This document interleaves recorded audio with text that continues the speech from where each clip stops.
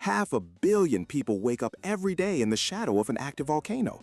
They're drawn by incredibly fertile soils, clean geothermal energy, and breathtaking landscapes. But this gift comes with a terrifying trade-off.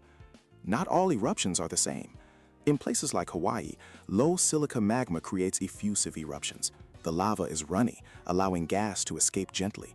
It creeps along at walking pace, a river of fire that destroys homes, but gives people time to escape. You can watch it, but you don't want to live in its path.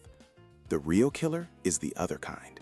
When magma is thick with silica, like honey, it traps immense gas pressure. The result isn't a flow, it's a violent explosion.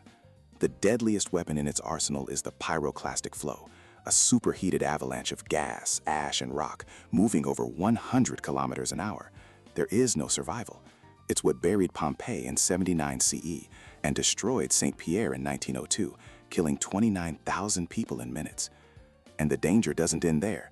Eruptions can trigger lahars, concrete-like mudflows that bury towns miles away, sometimes years after the main event. Volcanic ash, made of tiny, sharp glass fragments, can travel thousands of kilometers, grounding global aviation and collapsing roofs under its weight. Living with a volcano is a constant negotiation. It's a relationship built on the understanding that the same force that provides life-giving soil can, without warning, unleash some of the most destructive power on our planet.